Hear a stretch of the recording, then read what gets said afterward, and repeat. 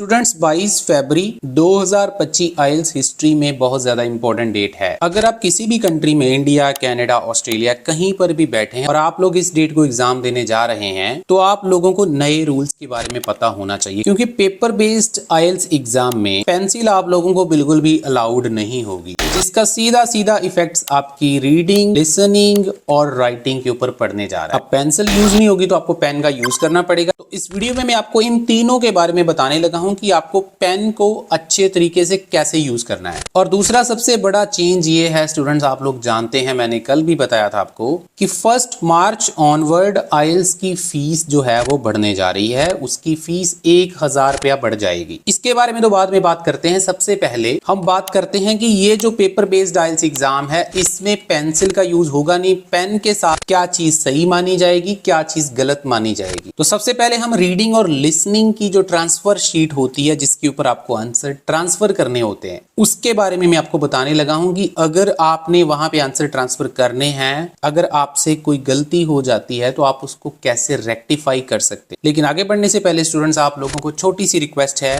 इस वीडियो को शुरू से लेकर एंड तक देखें। चैनल के ऊपर फर्स्ट टाइम विजिट किया है तो सब्सक्राइब करें, वीडियो को लाइक करें और शेयर जरूर कर दें ताकि सभी स्टूडेंट्स का भला हो पाए। तो ये देखिए स्टूडेंट्स, ये आपके सामने एक रीडिंग की ट्रांसफर शीट है। तो जो सबसे पहला रूल है जिस चीज को आपको ध्यान में रखना है वो ये है कि आप लोगों को ओवरराइट नहीं करना है। तो स्टूडेंट, इसको अच्छे से समझने के लिए मैं आप लोगों को ना जैसे इसका थोड़ा सा साइज जो है वो इंक्रीज करके मैं आपको अच्छे से समझा देता हूँ कि क्या रूल है। सपोज करो रीडिंग का पहला आंसर आपको लग रहा है कि ये ट्रू आंसर है। बहुत सारे स्टूडेंट को क्या आदत होती है कि वो ट्रू तो लिख देते हैं लेकिन बाद में उनको ये लग रहा होता है कि ये आंसर ट्रू नहीं है, ये आंसर फॉल्स है। तो अगर आप लोग इस ट्रू को यहां से कट कर देंगे और इसके ऊपर ही ऐसे इसको फॉल्स लिख देंगे तो ये वाला आंसर आपका गलत माना जाएगा, चाहे आपने सही भी कर दिया है। क्योंकि पेंसिल के केस में क्या होता था कि जैसे मान लो यहाँ पे ट्रू आंसर लिखा तो इसको हम इरेज करके इसके ऊपर फॉल्स लिख देते थे। लेकिन अगर आप लोग पेन के साथ अगर आपने ट्रू लिखा है और उसके ऊपर ही आपने इसको कट कर दिया और कट करने के बाद इसके ऊपर ही फॉल्स लिख दिया तो आपका आंसर गलत कंसिडर किया जाएगा।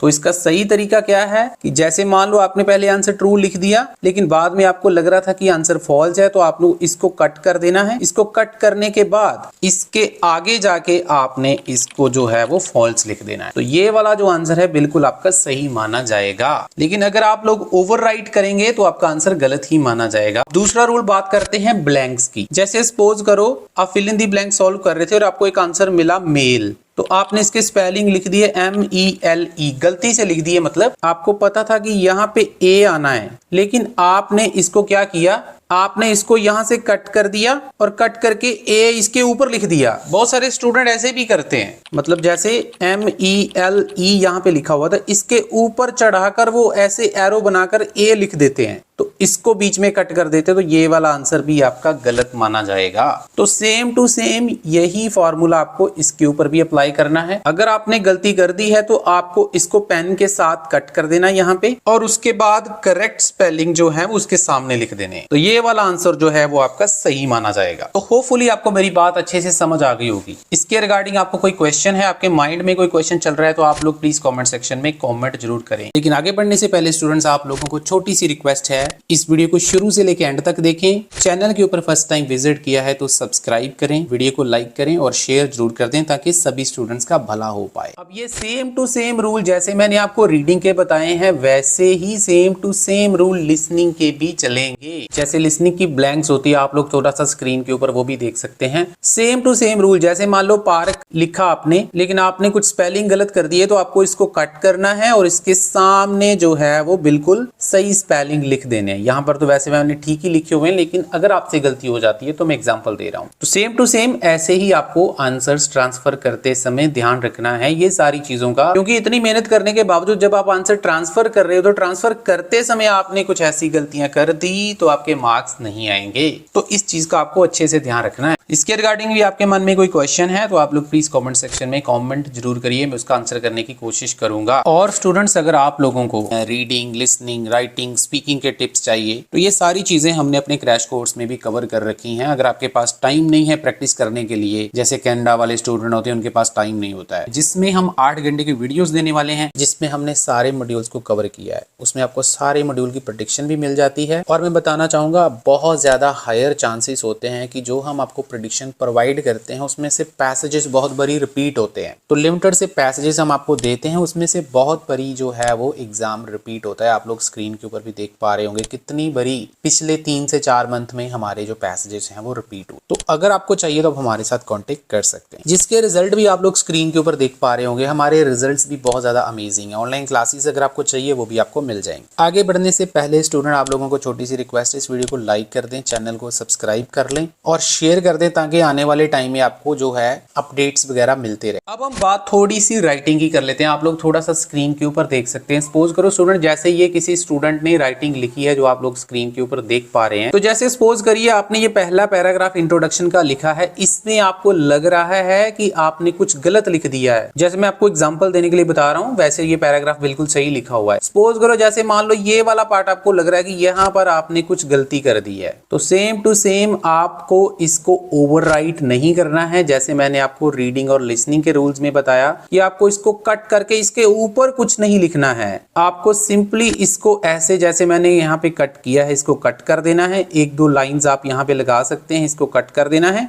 और उसके बाद यहाँ से जो नई चीज आपको करेक्ट लग रही है वो आपने आगे लिख देनी है। अब एक और प्रॉब्लम आ सकती है, जैसे कुछ स्टूडेंट को ये लग रहा होता है कि उसने पूरा सेंटेंस लिख दिया। पूरा सेंटेंस लिखने के बाद उसको ये लग रहा है कि उसका सिर्फ इतना पार्ट जो है वो गलत है और बाकी का सेंटेंस सही है। तो आपको इस सिचुएशन में भी सेम टू सेम वही चीज करनी है। आपको सारा सेंटेंस जो है वो कट करना पड़ेगा, सारे का सारा सेंटेंस कट करके दोबारा से सारा सेंटेंस जो है वो करेक्ट करके लिखना पड़ेगा। तो बहुत ज्यादा ध्यान से चीजों को करना पड़ेगा। टाइम की भी बहुत ज्यादा आपको पता है रिस्ट्रिक्शंस होती हैं, तो इतना ज्यादा हम अगर कट कर करके दोबारा लिखेंगे तो काफी ज्यादा टाइम भी आपका वेस्ट होगा। और पेंसिल वाले में आपके पास एक और भी एडवांटेज होता था, कई बार हमारा पूरे का पूरा पैराग्राफ ही गलत हो जाता था, तो हम उसको इरेज कर देते थे, इरेज करके उसको दोबारा से सारा लिख देते थे। वो चीज अब नहीं चलेगी। तो इसका सीधा सीधा मीनिंग क्या है कि जब आप लोग ऐसे या फिर टास्क 1 जो लेटर आती है या फिर आपको ग्राफ आता है, उसको बहुत ज्यादा अच्छे से प्लान करना पड़ेगा। प्लान करके फिर आप लोगों को अच्छे से पॉइंट्स बना के यही मेरे परफेक्ट पॉइंट हैं, इन्हीं को मुझे एलैबोरेट करना है, या फिर यही मेरे ग्राफ की जो है बाइफरकेशन है उसकी प्लानिंग है, तो उसको आपको फाइनली जो है वो अपनी राइटिंग शीट के ऊपर लिखना पड़ेगा। बहुत ही ज्यादा मुश्किल काम हो गया है, तो सबसे आसान काम तो यही है कि आप लोगों को CDLs की तरफ शिफ्ट होना चाहिए। CDLs में आपको ये कोई दिक्कत नहीं है, आप लोग कंप्यूटर के ऊपर टाइपिंग करके उसको रेज भी कर सकते हैं, कोई दिक्कत परेशानी आपको नहीं आने वाली। तो ये सारी चीजें भाई आपके पास बहुत कम दिन बचे हैं, आपको प्रैक्टिस करनी है और 22 फरवरी से ये रूल अप्लाई होने जा रहा है। उसके बाद जितने भी एग्जाम होने वाले हैं सभी में ये रूल चलने वाला है। तो बेटर आइडिया तो यही है कि आप लोगों को CDLs की तरफ शिफ्ट हो जाना चाहिए। और स्टूडेंट्स, अगर आप लोगों को रीडिंग, लिसनिंग, राइटिंग, स्पीकिंग के टिप्स चाहिए तो ये सारी चीजें हमने अपने क्रैश कोर्स में भी कवर कर रखी हैं। अगर आपके पास टाइम नहीं है प्रैक्टिस करने के लिए, जैसे कनाडा वाले स्टूडेंट होते हैं उनके पास टाइम नहीं होता है, जिसमें हम 8 घंटे की वीडियोस देने वाले हैं, जिसमें हमने सारे मॉड्यूल्स को कवर किया है। उसमें आपको सारे मॉड्यूल की प्रेडिक्शन भी मिल जाती है। और मैं बताना चाहूंगा बहुत ज्यादा हायर चांसेस होते हैं कि जो हम आपको प्रेडिक्शन प्रोवाइड करते हैं उसमें से पैसेजेस बहुत बड़ी रिपीट होते हैं। तो लिमिटेड से पैसेजेस हम आपको देते हैं, उसमें से बहुत बड़ी जो है वो एग्जाम रिपीट होता है। आप लोग स्क्रीन के ऊपर भी देख पा रहे होंगे कितनी बड़ी पिछले 3 से 4 मंथ में हमारे जो पैसेजेस हैं वो रिपीट हुए। तो अगर आपको चाहिए तो आप हमारे साथ कांटेक्ट कर सकते हैं, जिसके रिजल्ट भी आप लोग स्क्रीन के ऊपर देख पा रहे होंगे। हमारे रिजल्ट्स भी बहुत ज्यादा अमेजिंग है। ऑनलाइन क्लासेस अगर आपको चाहिए वो भी आपको मिल जाएंगे। होपफुली आप लोगों को इस वीडियो से काफी कुछ क्लैरिटी मिल गई होगी। अगर आपके मन में कोई क्वेश्चन है, डाउट है, कमेंट सेक्शन में कमेंट कर दीजिएगा। इस वीडियो को शेयर करके लाइक कर दीजिए और चैनल को सब्सक्राइब कर लीजिएगा। Thank you very much.